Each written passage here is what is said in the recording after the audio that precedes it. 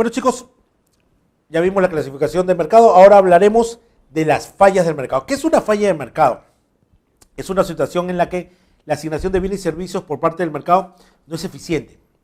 Como dice, una falla de mercado es que algo anda mal, ¿no? Algo no está trabajando bien, donde debido a que el mercado suministra más o menos cantidad de lo necesario, es que entramos al concepto de falla de mercado. En las economías de mercado, todas las economías tienen imperfecciones que provocan algunos males económicos, ¿ya? Como el desempleo, extrema pobreza, etc. ¿Ya? En economías modernas, estos fallos de mecanismos de mercado se conoce como competencia imperfecta, externalidades, información asimétrica, bienes públicos. Vamos a hablar más adelante de competencia perfecta e imperfecta. Ahora hablaremos sobre las externalidades y los bienes públicos, un poco para entender este concepto relativamente nuevo en nuestras separatas. ¿Qué son externalidades? Se presentan cuando las actividades de la empresa o de los individuos que operan en un mercado dan lugar a costes o costos, ¿ya? Desembolso de dinero, externalidad negativa o beneficio, externalidad positiva. Otros agentes fuera del mercado, Esta producción o el consumo del bien afecta a los consumidores o empresas que no participan en la compra ni en su venta. En pocas palabras, la externalidad que se genera por la actividad de la empresa puede ser negativa o positiva. Positiva es cuando el consumo, la producción de este bien afecta a los que no participan, a los vecinos. Si afecta positivamente, hablamos de una externalidad positiva. Si afecta negativamente, externalidad negativa. La negativa de los mercados producen una mayor cantidad de lo socialmente deseable, lo que provoca que el coste social es mayor que el coste privado. Por ejemplo, dice, una discoteca en medio de una zona urbana genera ruidos molestos y suciedad. Se puede internalizar una externalidad mediante un impuesto. Lo que pasa es que una externalidad negativa, no hablemos de la discoteca, hablemos de un colegio nacional o una universidad nacional. Una externalidad negativa, si yo no voy a usar el colegio o no voy a usar la universidad, la suciedad que generan los alumnos a salir, la venta ambulatoria, la bulla, etcétera, ya genera molestias en la zona urbana si yo fuera su vecino. Entonces, obviamente, se crea un impuesto para eso que compense un poco este ruido, esta sociedad, ¿no? Provocando esta externalidad negativa. Y un poco para atenuar el impacto, lo hace a través de lo que cobra es un impuesto por esto, ¿no? En cambio, en la externalidad positiva, los mercados producen una cantidad menor de lo que es socialmente deseable. El coste social es menor del coste privado. Se puede internalizar una externalidad mediante subvenciones. Una externalidad positiva, ¿ya? Dice lo siguiente: el coste social es menor que el coste privado. ¿Por qué? Si tú eres parte de esta sociedad y el traer una universidad te genera que tú generes más ventas, que tú pongas una tienda, que puedas ser parte de esta economía, entonces ahí se puede decir que se puede entender una externalidad mediante subvenciones. Bienes públicos. El costo de extender el servicio a una persona adicional es cero y de su disfrute no se puede excluir a nadie. Ahora, ¿cuáles son estas características? Porque él dice, los bienes públicos los costos a extender el servicio a una persona adicional es cero y su disfrute no se puede excluir a nadie. Un bien público, ¿ya?, es, por ejemplo, un parque. Es para todos y el que lo disfrute a nadie se le puede prohibir. Dice, no rivales, beneficia a todos. La señal de radio es para todos, no hay rivales, es un bien público. Un bien público es un parque. No es excluible, no es imposible impedir que lo utilicen los que no pagan. Defensa nacional. O sea, cuando hacen los simulacros que deberían ser para todos, simplemente no excluibles. ¿Por qué? Porque no pagan ni el agradecimiento. Defensa nacional. Consumidor parásito, recibe beneficio pero no paga. Entonces, Los bienes públicos sí, cuando es para todos, no hay rivales. Cuando no, otra característica es que no son excluibles porque lo usan hasta aquel que no paga sus impuestos, y el consumidor parásito recibe el beneficio pero no paga, como la limpieza pública, ¿no? El serenajo, etc. ¿Qué quiere decir la información asimétrica? Cuando tú tienes información privilegiada y posees mejor información, es cuando tú puedes, ¿ya?, tener una ventaja como competencia perfecta. Por ejemplo, ¿ustedes no creen que si yo tuviera un familiar en el gobierno y me avisan, soy el primero, uno de los primeros en saber que va a haber una nueva universidad frente a un cierto lugar, no buscaría cerca de ese lugar comprar un terreno, poner una tienda, a sabiendas que van a poner una universidad? Eso es una formación asimétrica. Lo que quiere es que las partes posean mejor información que la otra. Dentro de las fallas del mercado, como ya vimos, las externalidades y los bienes públicos, y decíamos que las externalidades, dependiendo si afectaba positiva o negativamente a alguien fuera de los consumidores habituales, ¿ya?, si lo afectaba negativamente, se cobraba un tributo por ello para compensar un poco, y si se afectaba positivamente, ¿no?, simplemente había que sacarle provecho a eso. Y los bienes públicos son bienes que no, que no se puede excluir a nadie, son de bienes públicos, como su nombre lo dice, ¿no? Y hablábamos también de la información asimétrica. El tener información privilegiada lleva a tener una competencia imperfecta. Pero ahora hablaremos de una competencia perfecta. Hay dos tipos de mercado, la competencia perfecta y la competencia imperfecta. Competencia perfecta, mercado donde el precio de equilibrio del mercado se determina de acuerdo con la ley de oferta y demanda. Las empresas como los consumidores son precios aceptantes. Este precio es determinado en el mercado. La competencia perfecta habla de un equilibrio de mercado. Dejar hacer, dejar pasar. La empresa son precios aceptantes, aceptan el precio. El precio es determinado por el mercado. Muy bien, ¿cuáles son las características de esta competencia perfecta?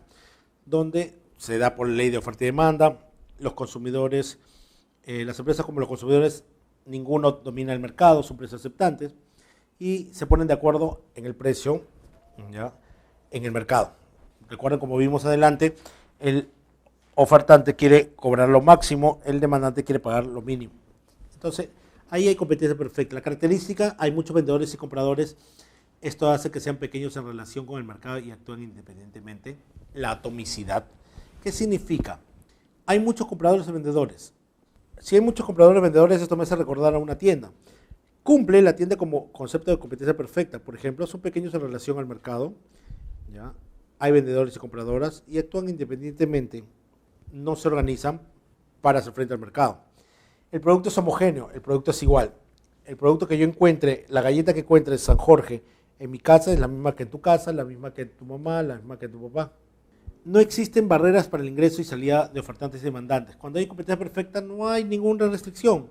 Si yo quiero poner una tienda, ¿qué tengo que hacer? Al día siguiente pagar mi licencia en la municipalidad, 9:30 tengo la licencia, les hago fotocopia, arreglo la tienda y la abro para el usuario. ¿Sí?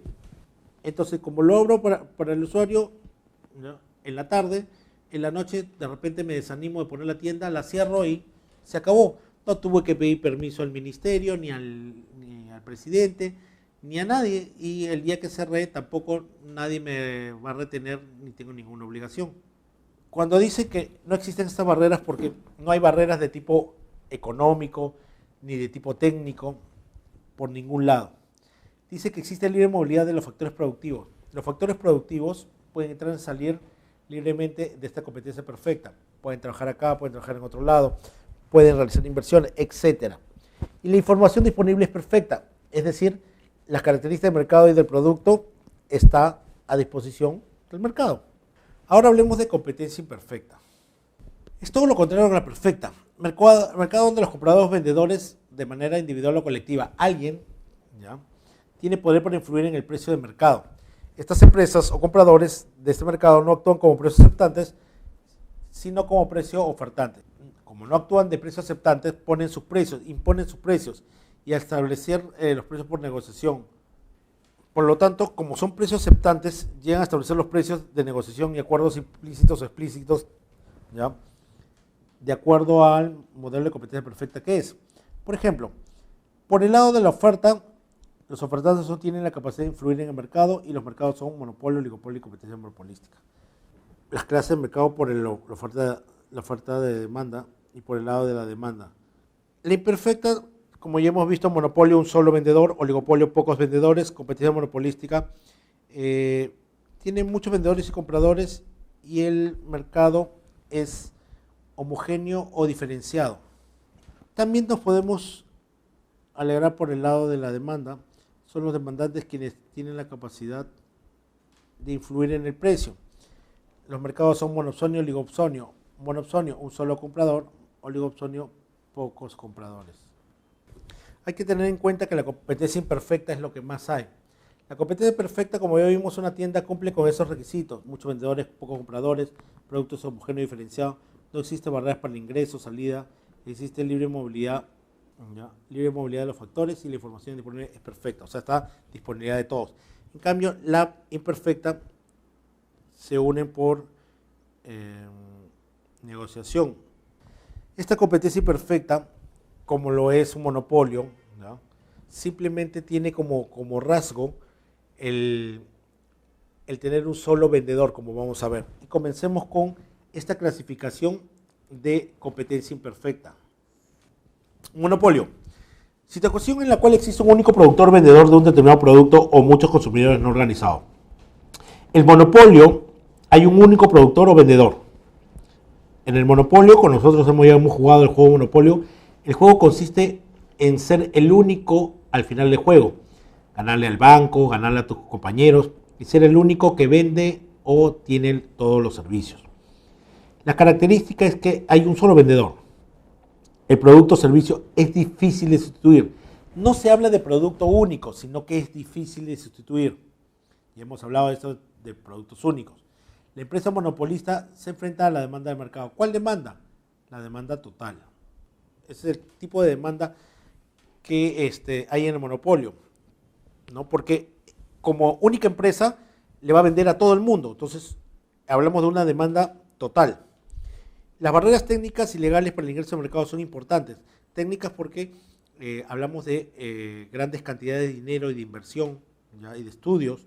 Y las legales también para que se pueda ingresar a este mercado. Y la capacidad para fijar precios. Eso es la característica del monopolio. Como es el único, va a poner el precio que él crea. Tipos de monopolio: el legal, el natural, el bilateral y el de colisión. El mercado legal, como les decía, son las patentes, los contratos de concesión.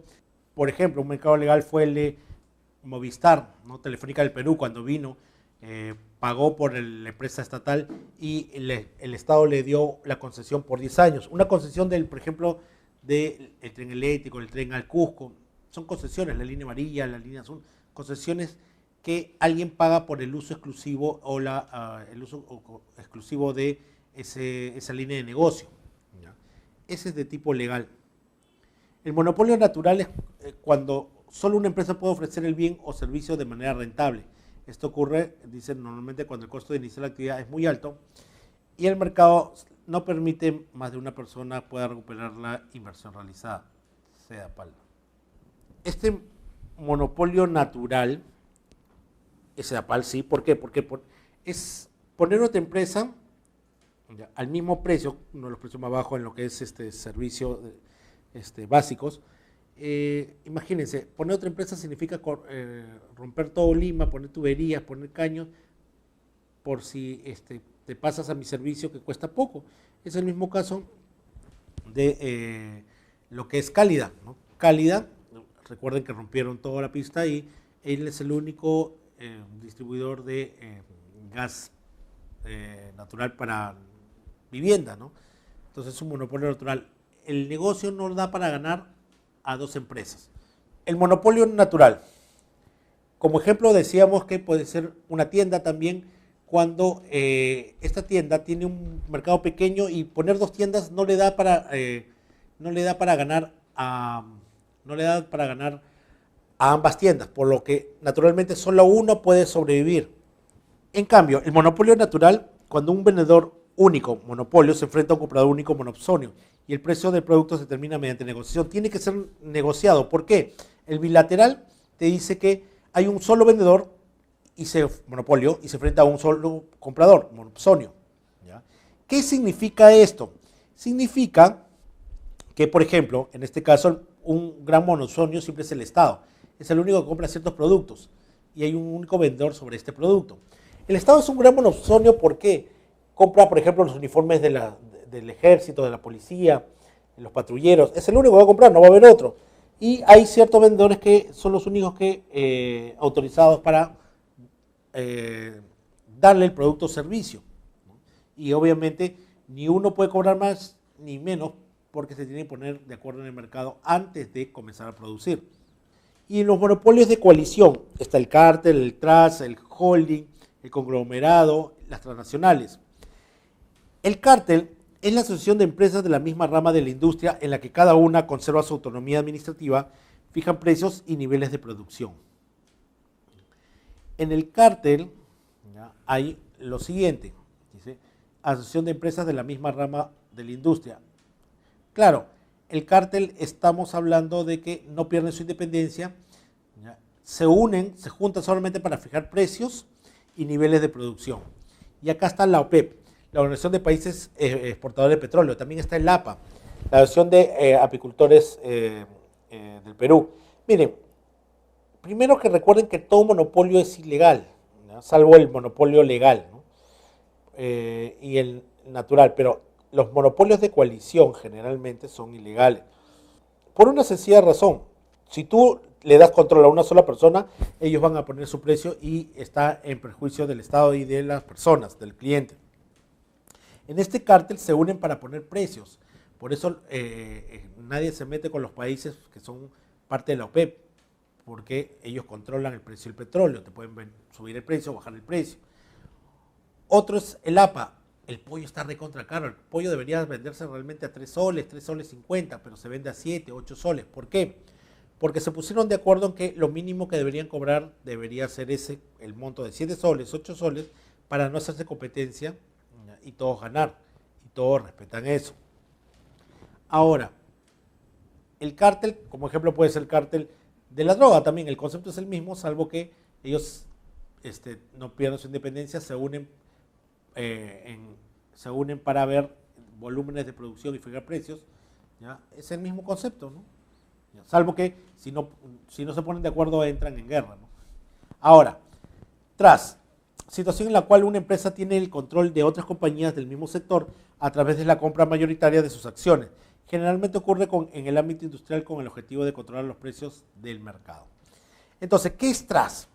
Acá sí las empresas que se van a unir, se van a fusionar, pierden su independencia, se subalternan a otra empresa y lo hacen ya a través de compra mayoritaria o total, y lo que buscan es controlar un sector del mercado. ¿Qué significa esto? El trust que más se recuerda es el trust de las cervezas. Bacus tenía un solo producto, Cristal, pero fue uniendo otras empresas en ese momento del sector. Pilsen Trujillo, la San Juan, la Pilsen, la Cusqueña, la Arequipeña, hasta que se volvieron una sola empresa. Y mientras fueron una sola empresa, ellos controlaban los precios totales.